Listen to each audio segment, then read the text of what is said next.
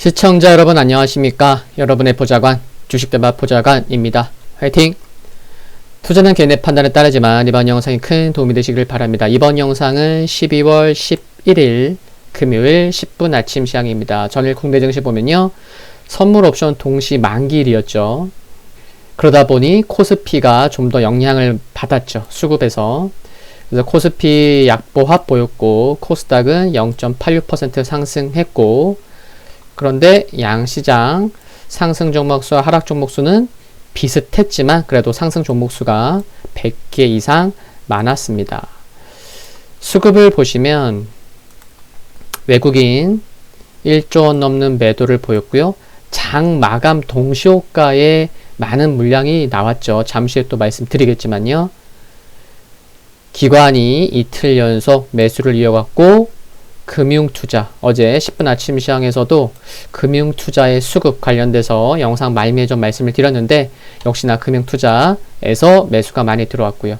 그러니까 개인의 8,900억, 금융투자의 9,200억 매수가 외국인의 매도를 받은 거예요. 그쵸?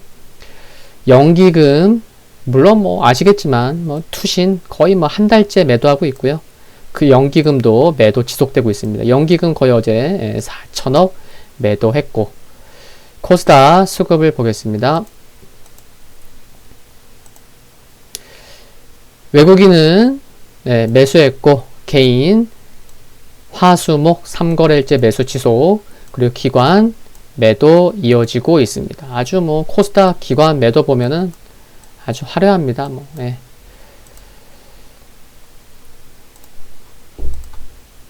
내용 좀 살펴보면요. 선물옵션 동시 만기일 컷오프 위칭데이 외국인은 현물과 선물 모두에서 순매도를 기록했고 장 마감 동시호가에 8천억이 넘는 약 9천억 원의 순매도 물량을 출회했는데 대부분 금융투자로 유입이 됐습니다. 코스피는 시총 상위 10개 종목 중에서 7개 종목이 하락한 반면 코스닥은 반대로 시가총액 상위 10종목 중에서 8개 종목이 상승하면서 매우 상반된 모습을 보인 것을 알 수가 있고요. 양시장 거래대금은 약 35조 원을 기록했습니다. 최근 뉴스 보셨으면 아시겠지만 12월 들어서 평균 30조 원대 거래가 일어나고 있습니다.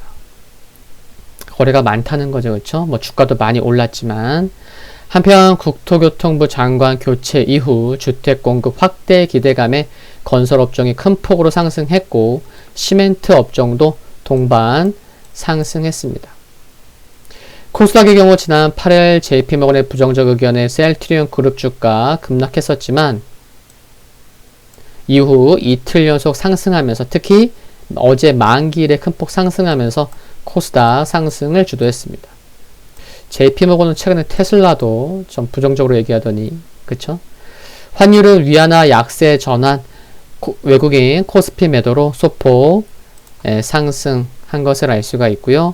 뉴욕 3대 지수 보시면 그래도 나스닥만 상승했고 또 중소형 러셀 지수는 1%대 상승했습니다. 필라델피아 반도체 지수 약보합 마감했고요. 내용을 보면 부양책 협상 및 고용지표 등에 주목하면서 혼조세 보였는데 화이자의 백신을 승인하는 국가들이 늘어나면서 코로나19 백신에 대한 기대감은 유지됐고 유럽중앙은행 ECB의 추가 완화적 통화정책 발표는 긍정적이었습니다. 미국 증시에도요. 다만 지난주 실업보험 청구자 수가 예상치를 상회했고 예상치보다 약 12만 명 11만 명 넘게 증가했죠. 그래서 전주보다 13만 7천 명 증가한 것이 경기도나 우려를 자극했습니다. 한편 펠로시 하원 의장은 부양책 합의가 가깝다라고 언급했고 문우신 재무장관은 부양책에 많은 진전이 있었다고 언급하면서 이날도 협상을 이어갈 것이라고 말했죠. 종목을 보시면 애플이 1.2% 상승했고요. 테슬라 3.7%, 넷플릭스가 1.5%, 니콜라 1.4%, 그리고 트위터가 8.4% 상대적으로 큰 상승을 보였습니다. 그리고 백신 관련주는 뭐 화이자 0.3% 하락, 또 모더나 0.57% 하락하면서 전반적으로 소폭 약세를 기록했고요.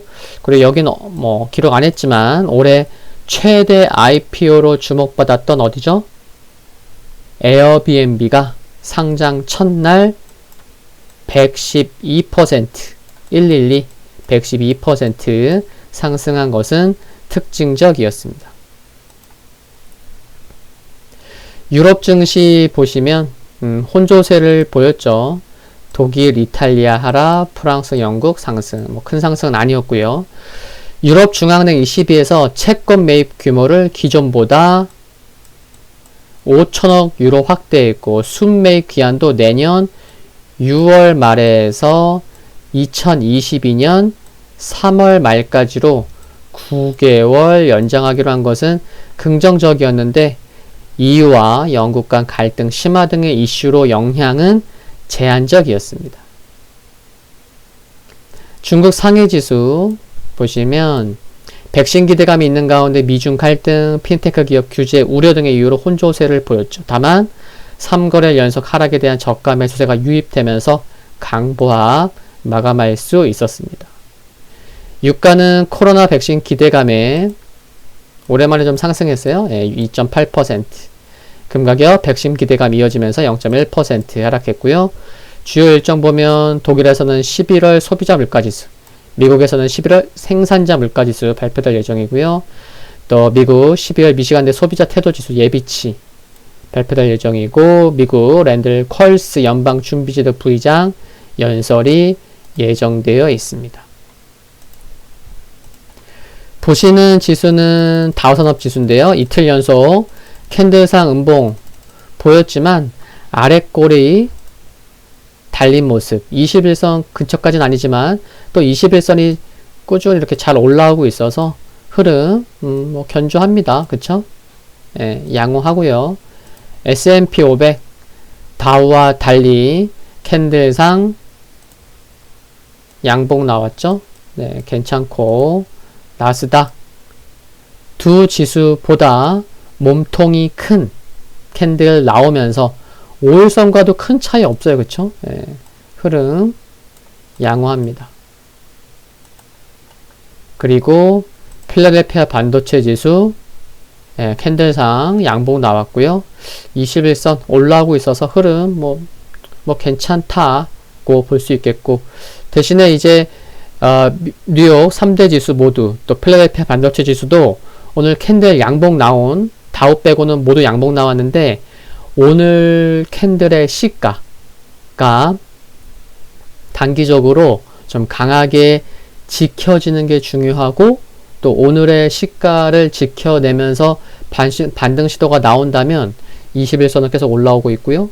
또 5일선까지 야금야금 또 계단식 상승이 나오면서 5일선 또 바로 회복시킬 수 있으니까 오늘 시가가 중요하다라는 거 참고하시면 좋겠습니다. 금요일 국내 증시 포인트 말씀드리면 이번 주 가장 큰 이벤트였던 선물 옵션 동시 만기일 전일 10분 아침 시장에서 말씀드렸듯이 그래도 양호하게 넘어간 것 같습니다. 개인과 금융투자의 매수로 외국인의 장 마감, 장중에는 개인, 또 장 마감에는 금융투자 매물 소화한 모습이고요. 물론 종목별로는 좀 체감하는 게 좀 상이했을 수는 있습니다. 약 9천억 원 수준의 외국인 매도가 출회되다 보니까 장 막판에 외국인 영향을 더 받은 종목이 있는가 하면 덜 받은 종목도 있어요. 그쵸? 그래서 이번 주 수급 관심주 두 종목이었잖아요. 현대건설과 LG디스플레이였는데 현대건설은 어제 목표가 나왔고 그리고 LG디스플레이는 장 막판에 흐름 좋았죠. 그러니까 덜 받은 종목이 있는 거예요. 그쵸? 더 받은 종목이 있고 좀 체감하는 건 상이했을 수 있겠다. 시장은 좋습니다. 외국인과 개인의 수급이 번갈아 가면서 시장을 지지해주고 있죠. 그쵸? 시장 꺾일 거다, 뭐 급락할 거다 그런 마인드 있으시면 앞으로 시장 대응하는 데 있어서 쉽지 않을 수 있습니다. 저는 계속 긍정적인 마인드 또 중요할 때 뭐 환율도 말씀드리고 있지만 좀 쉬어갈 수는 있어도 시장에 대해서 약세 마인드를 갖고 있다면 좀 그렇습니다. 다만 지금 중요한 것은 정책 모멘텀이라고 생각을 합니다. 실물 경기와 금융시장의 괴리를 좁힐 수 있는 부양책이 필요하다는 것을 많은 사람들이 공감해 가고 있는 것은 그래도 긍정적이라 생각을 합니다. 지금 지연되고는 있지만요.